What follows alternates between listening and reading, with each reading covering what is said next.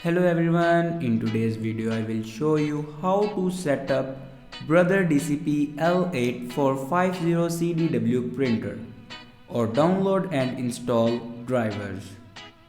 So first of all, open browser and then search here printer.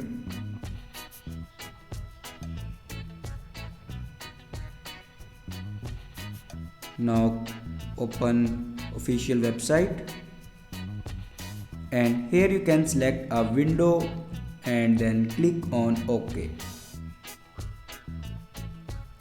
Now click on printer driver. Now here you can download your printer driver. After download your printer driver, then open your downloaded files and here you can install your driver.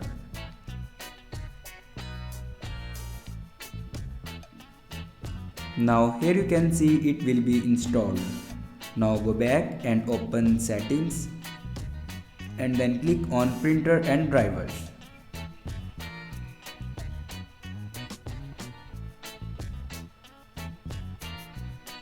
Now click on add printer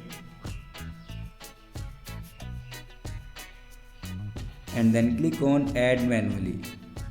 Now follow these steps for add your printer.